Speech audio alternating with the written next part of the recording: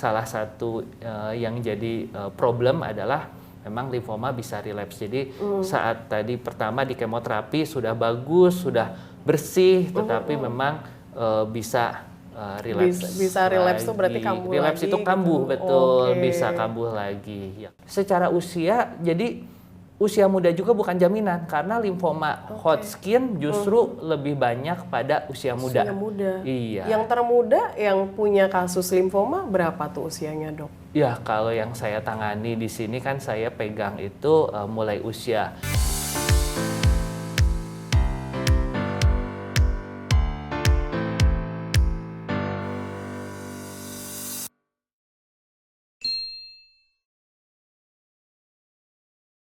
Halo pemirsa, senang sekali bisa kembali menjumpai Anda dalam Bisa Bincang Sehat bersama saya Nabila Karisti. Pemirsa, di episode hari ini kita akan membahas mengenai limfoma. Nah, apa itu limfoma? Kita saksikan dulu yuk tayangan video berikut ini.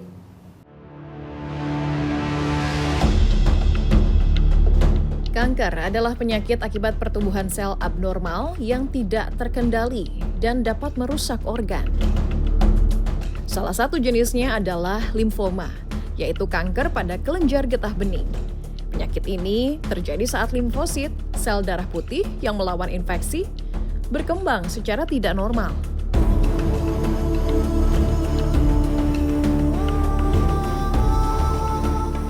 Limfoma dapat menyebabkan pembengkakan kelenjar getah bening dan menimbulkan komplikasi, termasuk meningkatkan risiko penyakit jantung dan paru-paru.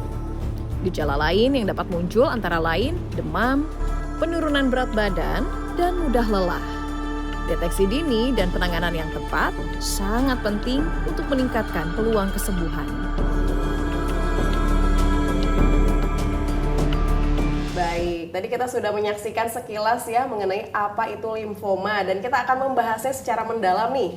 Tentunya bersama dengan Dr. Rian Ardiansa Putra, spesialis penyakit dalam, subspesialis hematologi onkologi medik dari Rumah Sakit IMC Alam Sutra. Kabarnya sehat, Dokter? Puji syukur, kabar baik, Mbak. Oke, baik ya Dokter ya. Baik. Nah, banyak yang masih belum tahu mungkin ya limfoma itu seperti apa. Mungkin Dokter bisa membahasnya dengan bahasa yang lebih sederhana. Limfoma ini seperti apa sih, Dok?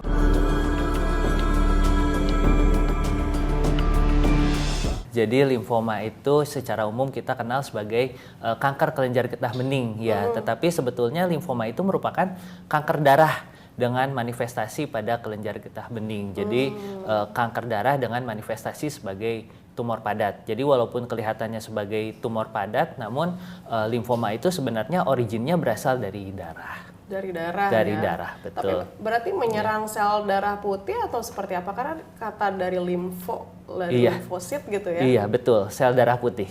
Sel darah putih. Ada kaitannya sama leukemia nggak? Karena kan leukemia juga katanya kanker sel darah putih gitu kan ya? Iya, betul, betul. Jadi memang limfoma ini masih satu keluarga dengan leukemia yang jenis L, ALL, ya jenis dari seri limfoid. Ya, itu memang masih satu keluarga. Namun jadi satu progenitor, satu origin, namun berbeda tempat kejadiannya. Yang satu di sumsum tulang, yang satu pada kelenjar getah bening. Jadi leukemia itu pada sumsum tulangnya, sedangkan kalau limfoma itu pada kelenjar getah bening. Secara studi kasus kelenjar getah bening atau limfoma ini ada berapa banyak dialami oleh masyarakat di Indonesia, Dok?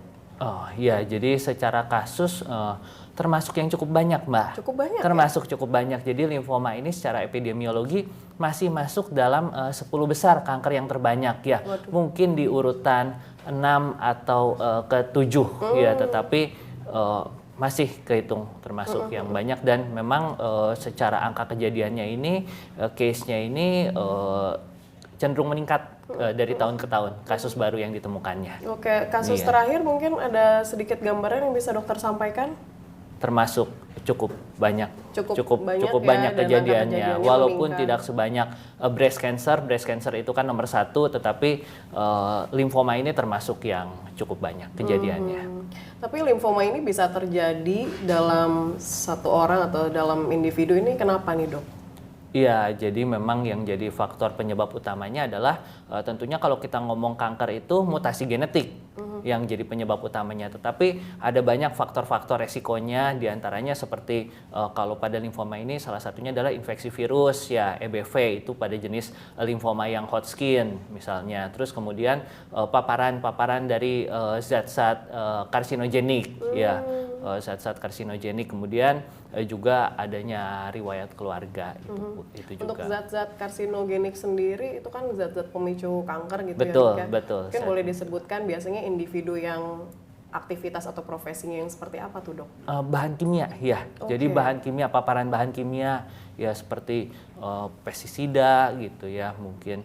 Terus kemudian dari makanan-makanan juga seperti bahan pengawet makanan olahan ya, kemudian juga ya ini seperti ikan asin juga itu kan ada bahan pengawetnya. Waduh, sampai ikan asin juga Iya, perlu bahan pengawetnya sih, terutama bahan pengawetnya ya. itu yang jadi penyebabnya. Berarti Iya. makanan-makanan yang mengandung bahan pengawet atau bahan Iya. kimia tadi, Iya. dan juga kegiatan-kegiatan yang kaitannya sama Iya. pertanian juga bisa jadi Iya. ya, Dok ya, karena daging tadi ada merah pestisida. juga yang berlebih, Mbak. Daging Daging merah merah juga kalau termasuk? berlebih, iya, daging merah juga Kenapa termasuk. bisa berkorelasi gitu sama limfoma tadi, Dok? Jadi kalau daging merah itu sebenarnya lebih ke jenis kanker yang lain sih, yaitu kanker kolon, kanker usus ya. Oke. Tetapi termasuk dalam kategori yang bisa yang harus diwaspadai. Yang harus Iya, diwaspadai. Iya, jadi dalam jumlah yang berlebih. Dan ada faktor pemicu atau mungkin kelompok orang yang mudah berisiko gitu terkena limfoma? Ya, jadi kalau yang lebih beresiko kita harus waspada pada memang yang individu yang sudah dengan riwayat keluarga. Riwayat keluarga, jadi keluarganya ada riwayat limfoma atau kanker lain. Apalagi terutama ada riwayat limfoma gitu di keluarganya, harus lebih waspada. Faktor keturunan berpengaruh Faktor gitu ya? keturunan berpengaruh. Kalau untuk jenis kelamin tertentu nih, Dok, ada Iya. tidak yang sangat rentan terkena limfoma?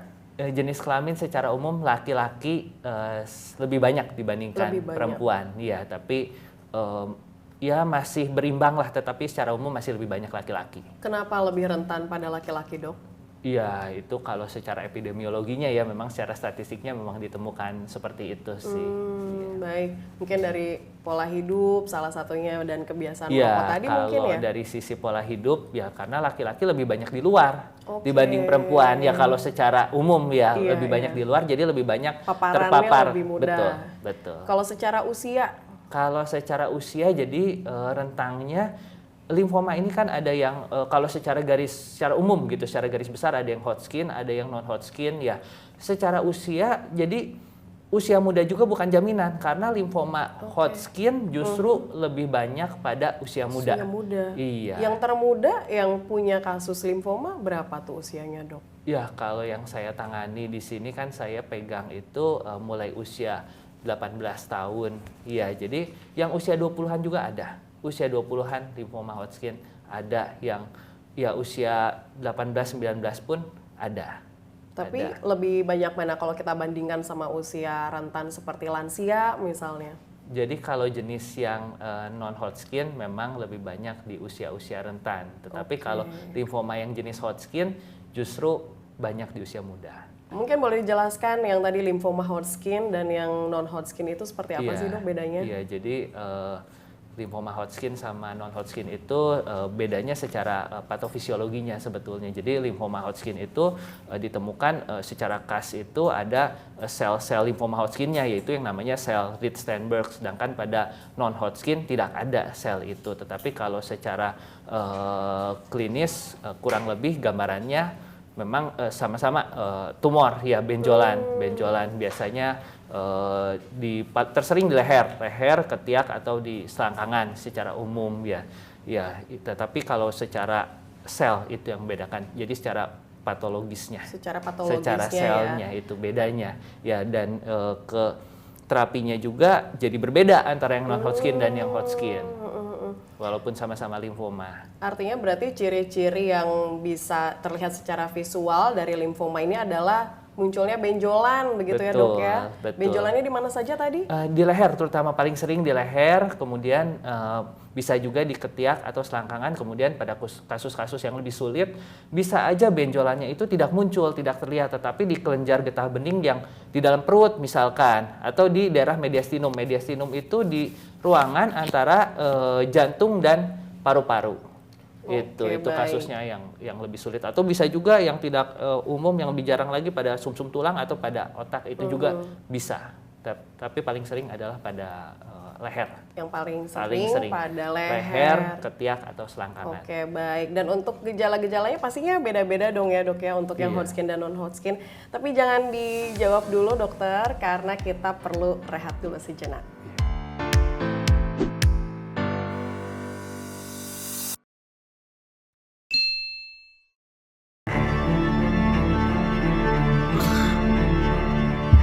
Di tengah ancaman kesehatan global dan penyakit menular yang terus mengintai manusia.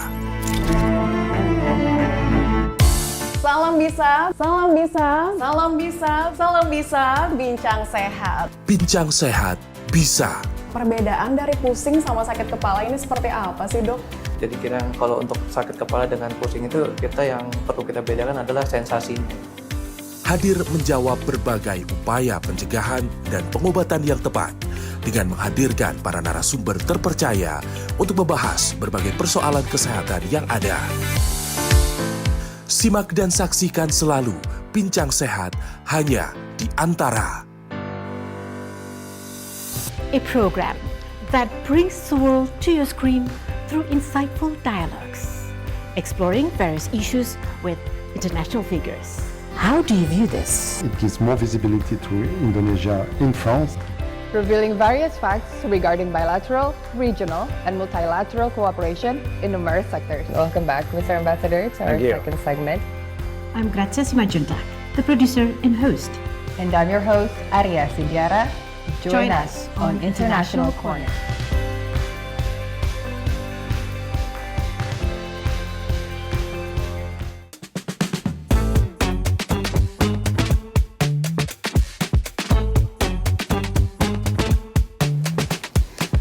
Obrolan seputar isu paling hangat, jangan dengar dari sembarang sumber. Di sini, podcast yang mengundang narasumber pakar dan ahli terpercaya. Podcast Antara on the record, podcast Antara close up. Simak ya, hanya di antaranews.com/video dan YouTube Antara TV Indonesia.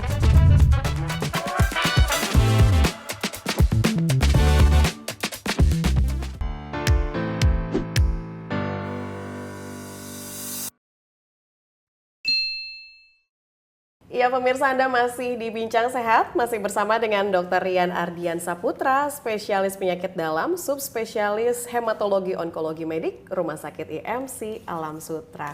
Kita lanjutkan kembali dokter. Tadi saya belum sempat bertanya mengenai letak dari kelenjar getah bening. Sebetulnya letak dari kelenjar getah bening itu ada di sebelah mana sih dok?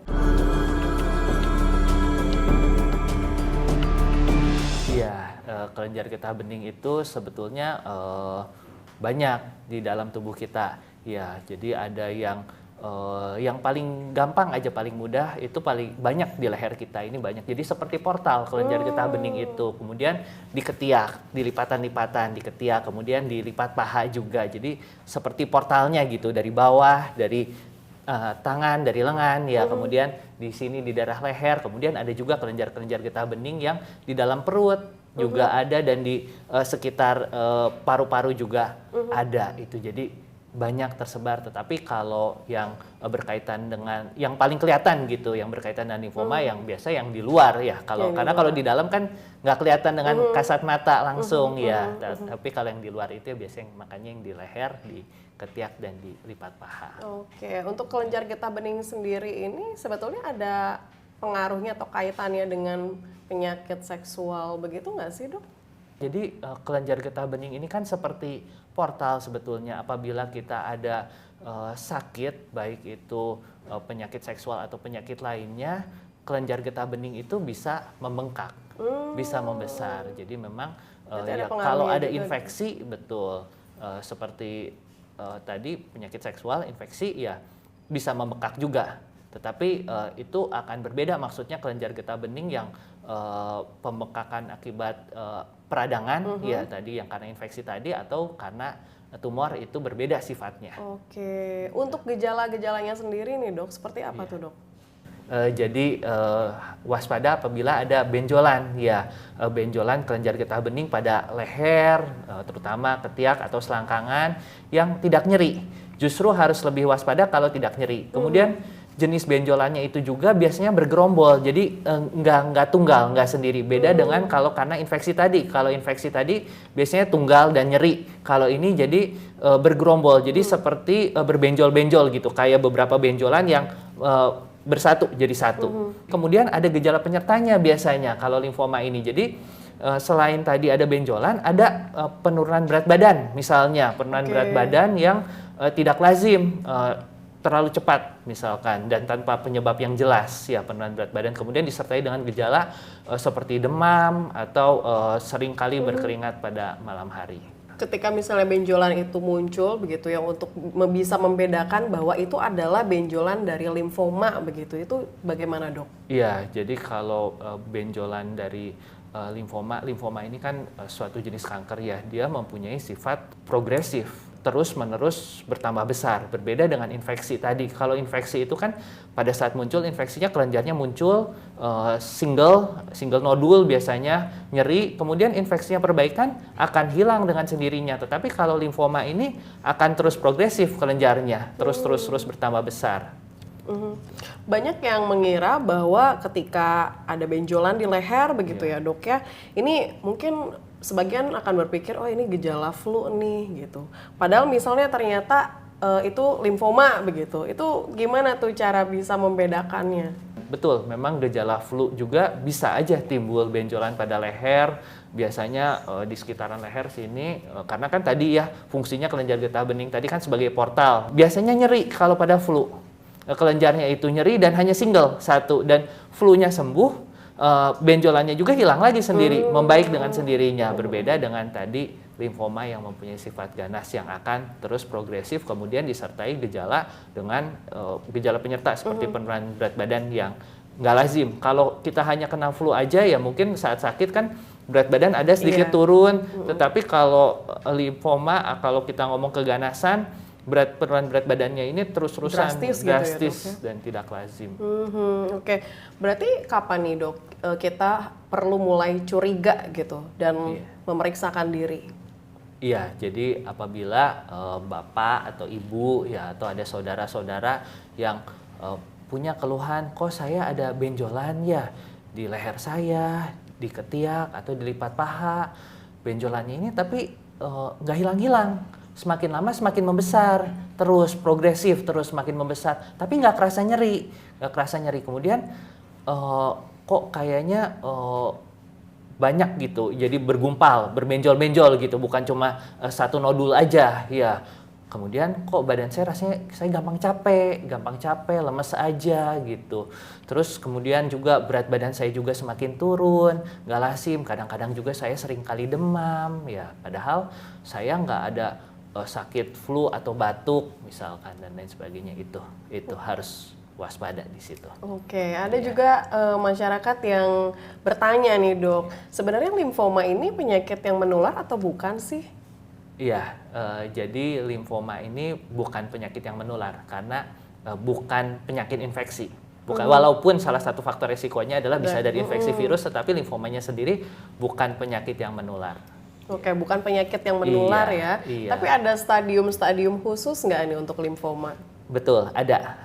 Limfoma ini stadiumnya ada dari 1 sampai 4. Ya, paling tinggi adalah stadium 4. Tetapi di sini limfoma ini unik karena stadiumnya berbeda dengan stadium kanker pada umumnya. Berbeda dengan stadium kanker payudara, kanker paru, kanker yang lain. Stadium limfoma ini jadi dibedakan berdasarkan lokasi dari kelenjarnya. Jadi stadium 1 itu hanya apabila kelenjarnya hanya satu saja, single. Kemudian stadium 2 itu kelenjarnya boleh multiple tetapi harus pada satu regio yang sama. Jadi perbatasannya adalah diafragma di sebelah sini. Jadi kalau stadium 2 itu kelenjarnya nggak boleh menyeberang. Jadi kalau di leher saja. Tapi kalau kelenjarnya itu menyeberang itu maksudnya dalam artian di leher ada, di lipat paha ada. Gitu, di atas, di bawah menyeberangi diafragma. Berarti kan itu adalah stadium 3. Sedangkan kalau stadium 4 itu ada keterlibatan multiple organ. Itu stadium 4. Jadi misalkan limfomanya ini ada di sumsum tulang dan lain sebagainya, paru gitu. Itu stadium 4. Untuk stadium awal artinya memang berarti limfoma ini masih belum ganas begitu ya virus-virusnya itu, atau seperti apa tuh, Dok? Limfoma ini ganas. Jadi di stadium 1 pun limfoma ini sudah ini merupakan suatu bentuk keganasan, tetapi tentu kalau untuk prognosisnya, hasilnya ya akan jauh lebih baik di stadium awal dibandingkan stadium lanjut, walaupun sebetulnya limfoma ini termasuk masuk dalam kategori kanker yang respon terapinya sangat baik. Jadi bahkan di stadium yang lanjut sekalipun masih bisa bersih, masih bisa diobati, diterapi sampai bersih. Nah kita akan lanjutkan kembali mengenai penanganan untuk limfoma ya, Dokter ya, namun setelah jeda yang satu ini.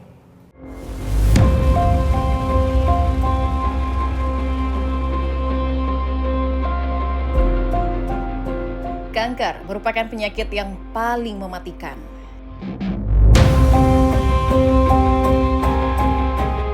Tak hanya itu, kanker juga termasuk kategori penyakit yang membutuhkan biaya cukup mahal, termasuk pengobatan bagi penderita limfoma yang merupakan jenis kanker darah dengan menyerang kelenjar getah bening. Pengobatan limfoma pun akan disesuaikan berdasarkan kondisi kesehatan, jenis, dan stadium yang dialami pasien. Seperti obat-obatan kemoterapi, radioterapi, hingga transplantasi sumsum tulang.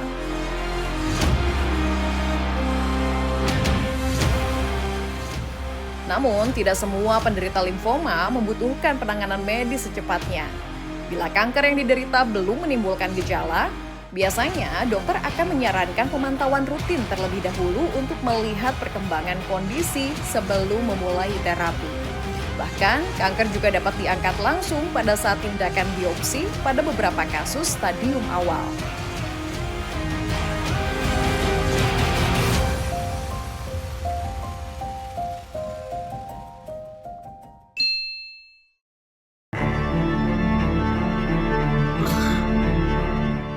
Di tengah ancaman kesehatan global dan penyakit menular yang terus mengintai manusia, salam bisa, salam bisa, salam bisa, salam bisa, bincang sehat. Bincang sehat bisa. Perbedaan dari pusing sama sakit kepala ini seperti apa sih, Dok? Jadi kalau untuk sakit kepala dengan pusing itu yang perlu kita bedakan adalah sensasinya.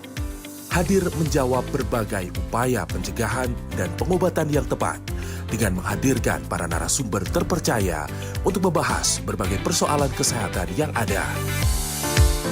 Simak dan saksikan selalu Bincang Sehat hanya di Antara. Jadilah yang lebih dulu dalam menerima informasi yang tengah menjadi perbincangan di jagat publik. Sebelumnya Mary Jane sudah mengajukan gerasi namun ditolak. Kami sajikan dengan narasi dan infografis yang mudah dicerna oleh halayak. Desain mengotak dengan streamline-nya membuatnya tampak gahar sekaligus elegan. Saksikan hanya di Perantara, tayang setiap hari Minggu di portal antaranews.com. Dan setiap hari Senin di kanal YouTube Antara TV Indonesia. Pastikan tidak ketinggalan setiap episodenya.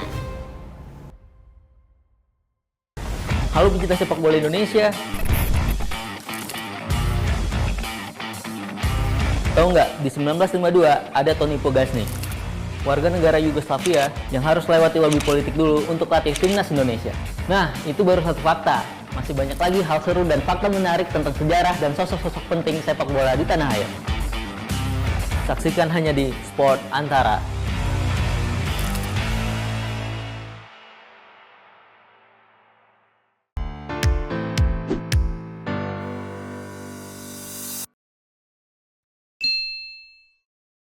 Iya, pemirsa, Anda kembali lagi di Bincang Sehat, masih bersama dengan Dr. Rian Ardian Saputra, spesialis penyakit dalam, subspesialis hematologi, onkologi medik, Rumah Sakit IMC Alam Sutra. Dokter, kalau misalnya nih seorang pasien kemudian ke rumah sakit datang karena mengeluhkan gejala-gejala limfoma, langkah-langkah mungkin yang akan diberikan dokter, treatment seperti apa kepada pasien tersebut?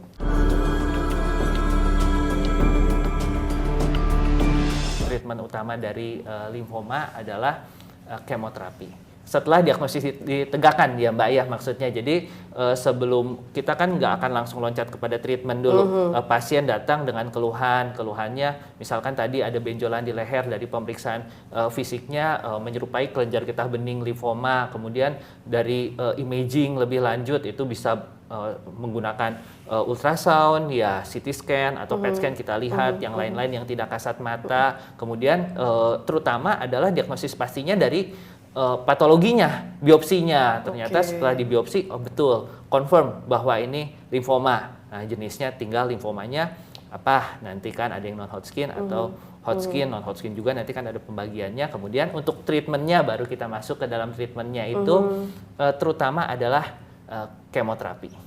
Kemoterapi ya, yang paling pertama. Yang paling pertama adalah kemoterapi. Ya, kemoterapi itu ada yang kombinasi dengan kemoterapi konvensional, targeted kemoterapi, bahkan bisa sampai ke imunoterapi. Ya. Kalau misalnya selain kemoterapi, bisa nggak misalnya pasien memilih gitu dengan terapi lain atau pengobatan lain gitu, Dok? Dengan terapi lain, misalkan surgery gitu ya, di bedah, kelenjar yang kelihatan bisa aja. Namun kalau tidak dilanjutkan dengan kemoterapi, biasanya akan kembali relapse.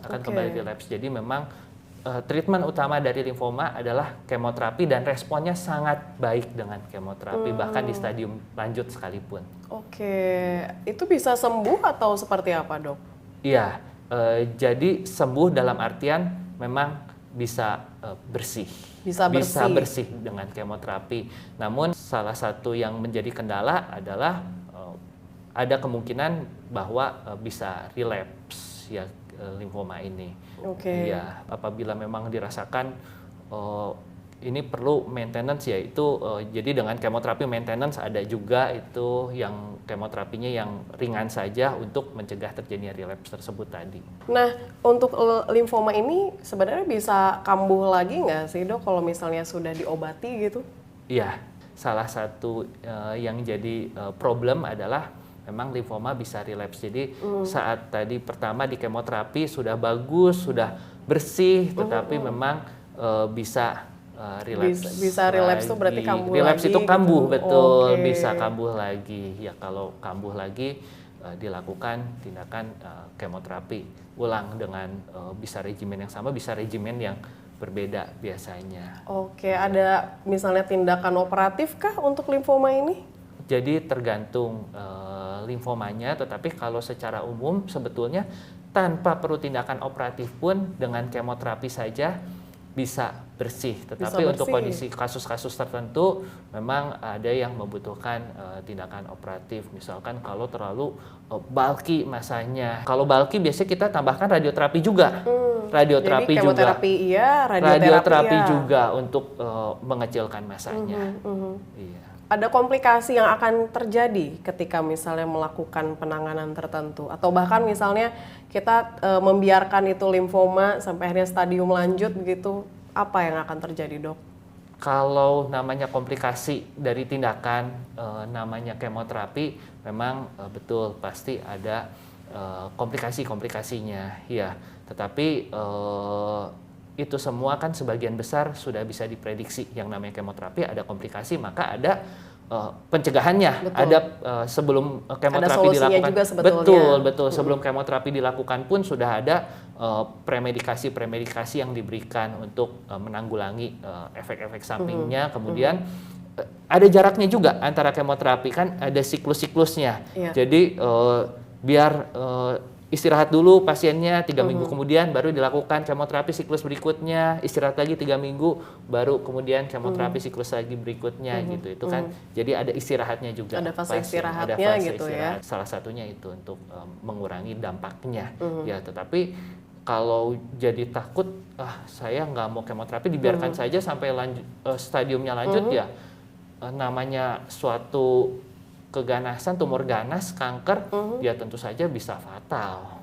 Bahkan bisa menyebabkan meninggal dunia gitu ya dok ya, dengan waktu yang lebih cepat dari prediksi misalnya gitu ya dok ya. Tapi sepanjang misalnya pasien mengalami limfoma, adakah komplikasi yang bisa terjadi? Karena kan mungkin limfoma ada di bagian organ dalam gitu ya dok, yang mungkin terganggu. Seperti apa tuh kemungkinan komplikasi? Iya, jadi salah satu komplikasi yang sering-sering terjadi, misalkan kalau di leher limfomanya masanya semakin besar, akhirnya bulky itu lebih dari 10 cm, menekan pembuluh darah yang ada di leher.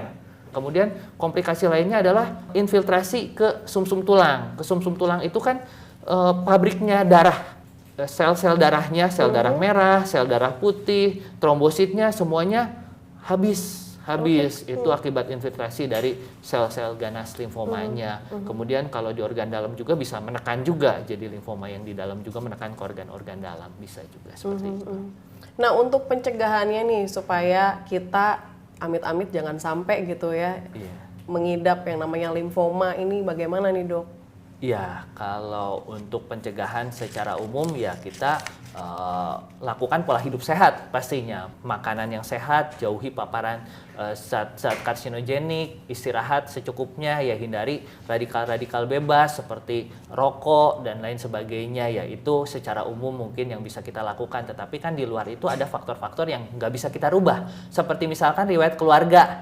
Ya, riwayat keluarga itu kan kita nggak bisa apa-apakan ya. Betul. Paling kita harus lebih waspada supaya amit-amit ada kejadian bisa terdeteksi secara dini dan bisa lakukan treatment secara dini, ya hasilnya tentu akan jauh lebih baik.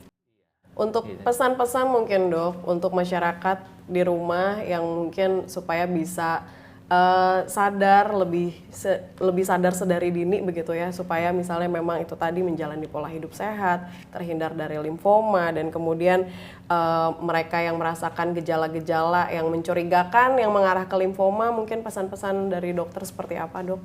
Secara umum ya lakukan pola hidup sehat ya. Pola hidup sehat tadi seperti yang sudah saya sampaikan sebelumnya ya, jadi makan makanan yang sehat ya, hindari paparan zat-zat karsinogenik, juga olahraga teratur, istirahat yang cukup, juga jauhi radikal-radikal bebas seperti rokok. Kemudian apabila memang ada bapak, ibu atau saudara-saudara yang memang ada keluhan seperti yang saya sampaikan sebelumnya, itu misalkan ada benjolan pada kelenjar getah bening di leher, ketiak atau di selangkangan yang progresif. Jadi progresif itu dalam artian terus membesar, tidak menghilang lagi dengan sendirinya. Kemudian juga disertai dengan gejala-gejala seperti berat badan yang turun dengan drastis atau ada demam, keringat malam, segera berobat ke dokter subspesialis hemato-onkologi medik yang terdekat.